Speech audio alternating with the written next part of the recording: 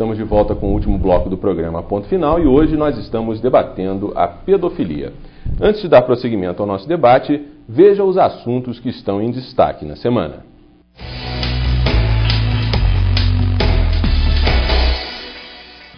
Uma em cada 7 já abortou. Uma em cada 7 mulheres brasileiras entre 18 e 39 anos já fez um aborto. Isso significa um grupo de cerca de 5,3 milhões de brasileiras, ou 15% da população no auge da idade reprodutiva. Quase metade delas é casada ou vive com um companheiro, é católica ou evangélica e tem filhos. Esses números resultaram da primeira pesquisa nacional domiciliar sobre aborto, feita pelo IBOPE e elaborada pelo Instituto de Bioética. As razões do mal. A procuradora Vera Lúcia, acusada de torturar a menina que pretendia adotar, tenta justificar sua crueldade culpando a criança.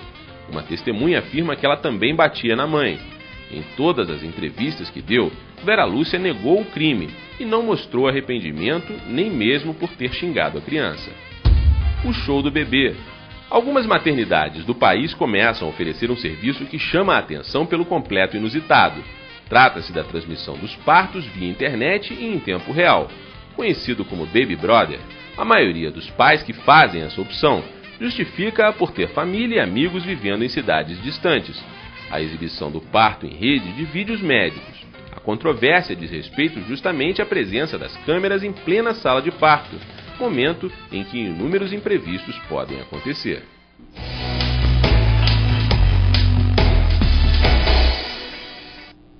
E a gente continua aqui no estúdio falando sobre pedofilia.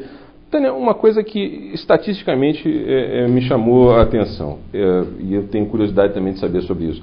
Pedofilia é um crime que costuma acontecer mais, com frequência, em que local? Na escola, dentro de casa, fora de casa? Existe algum tipo de, pelo menos, indicação de onde esse tipo de problema costuma acontecer com mais frequência? Ou pelo menos aqui em Teresópolis, pela observação de vocês? Não, tem sim. A maioria dos casos acontece dentro de casa, ou nos arredores de casa, ou na casa de alguém que faz parte do contexto familiar da criança, né? Porque a maior parte dos abusadores, assim, estatisticamente, eu tenho muito, se eu não tenho os dados corretos, eu acho muito complicado falar em estatística, né, no meu caso. Sim, uma estimativa.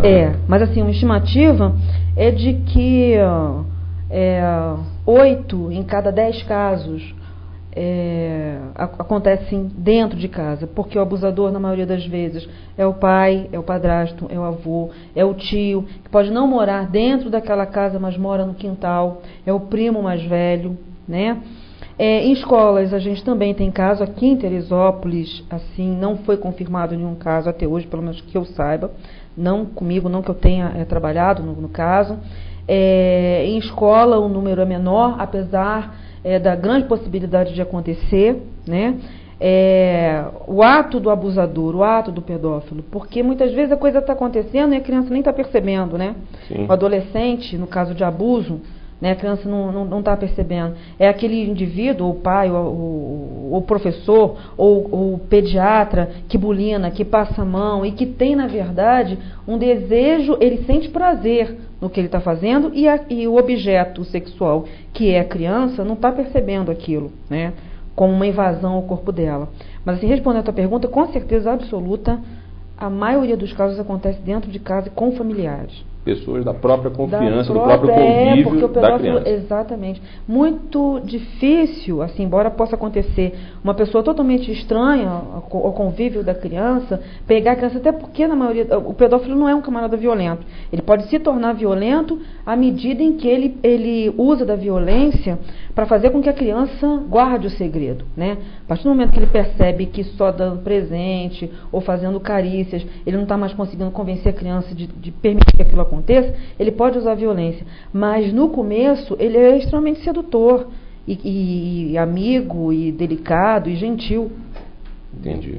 Cláudia, vamos falar um pouquinho sobre a Associação Mães contra a Pedofilia, mais um pouquinho. Quais são as próximas ações aí previstas? Você falou agora no dia 21, né, vai ter aí um evento que vocês vão promover, mas assim, vocês têm um planejamento aí, vocês pretendem fazer alguma coisa aí ao longo agora de 2010, como é que estão aí os planos aí em relação à associação? Bom, a gente acabou de sair agora, né, do seminário, né, que foi a primeira semana. Agora estamos nos estruturando para a gente começar, dar continuidade das palestras. Né? A gente recebe o convite das escolas. O diretor que quiser nos convidar, a gente está à disposição para ir, né? Além dessas palestras, né, que a gente vai fazer pontual lá na Casa dos Conselhos. Em outubro a gente está planejando fazer uma caminhada à pedofilia. Ótimo, isso é muito importante até para chamar realmente a atenção de todos, né? Quer dizer, não basta só o ônibus estar circulando pela rua, é preciso que as pessoas realmente, né, botem o pé na rua para chamar a atenção de toda a sociedade. Tânia, recentemente a Comissão Parlamentar de Inquérito da Pedofilia do Senado Federal, se não me engano foi no ano passado, aprovou um projeto de lei que tipifica o crime de pedofilia, estabelece pena de prisão de 16 a 30 anos para quem pratica violência sexual contra criança ou adolescente, caso a vítima venha a morrer. Quer dizer, 16 a 30 anos e só se a vítima vier a morrer.